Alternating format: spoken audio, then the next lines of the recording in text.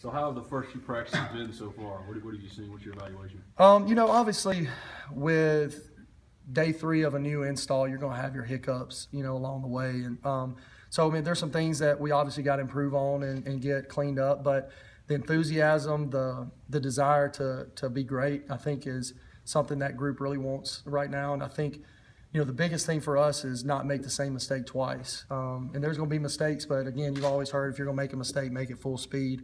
And I think there's some times we're doing that, but at the same time, I think there's just some indecisiveness.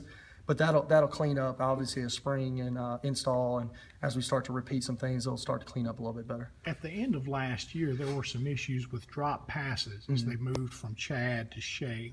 What have you seen with the receivers and the timing between Shea and?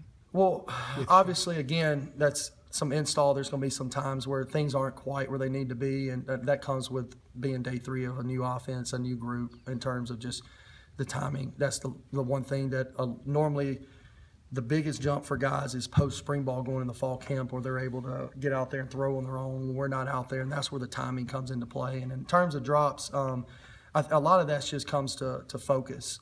That's we were just doing right there was just doing a post-practice ball security, eyes to tuck drill where they're really focusing in on the details of looking the ball in. Because a lot of times with drops with the receivers, that's where it comes from. It's just a lack of focus. And that's when you're tired, I always preach you got to make sure those guys play 1 looks like play 41 and 41 looks like 81s. All the fine details don't change. How similar is this offense to what you were coaching with at Cal? Very similar. Coach Longo and myself, I've never worked with Coach Longo before, but I feel like I have. Going through the interviewing process, and obviously since we've been hired, we speak the same language. What he may call one thing, I may have called something different, but the fine details of the coaching points are very similar.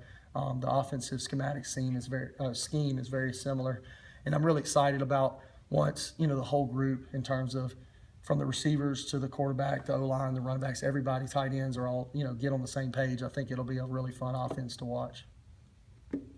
When you join a staff on the fly, as several of you guys did, what's your message to recruits during that transition, just to convince them to come on? The big thing is, I just told my guys this. I've watched Coach Freeze from afar from the last few years. I'm a Mississippi kid, grew up in this state, born and raised, and grew up an Ole Miss fan, and was able to watch Coach Freeze and the things he's been able to do, the success he's been able to. Can't speak. I'm tired. He's been able to have, and the biggest thing is I think they see it in your face as a coach. The kids they can see when you're being genuine and when you're being real with them, and that was what I was. This whole process. I think if you go through the process and you present your product and present what you have, you present what you believe in as a staff and what you believe in as a program. I think kids will start to really see that and buy in. And the beauty of it is Ole Miss sells itself. You're in the SEC and the SEC West, and you're behind a great leader who is a proven winner. And guys, recruits, they see that. Again, I was on the West Coast and I saw it, and I think everybody else sees it every single week. How did you address the NCAA question with recruits? Just, again, honest with them. Going through the interviewing process, Coach Freeze was honest with me.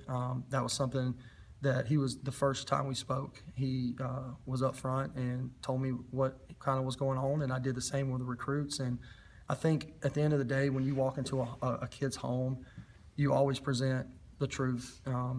I was raised where you're upfront and honest and genuine with everything, and I think that was what we are and what we do, and that's who we are. It's not a recruiting tactic, it's not a sell tactic, it's just the truth.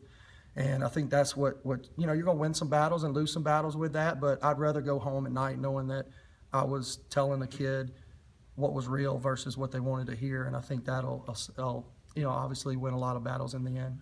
The end for that staff at Cal was pretty abrupt. How stressful was that? Being up so late in the process. Yeah, I mean it was kind of crazy. I was with Coach Dykes for 7 years at Louisiana Tech, and went to Cal with him. And so, obviously in coaching, there's 2 types of coaches: coaches that are going to get hired and coaches that are going to get fired. So that going into every process.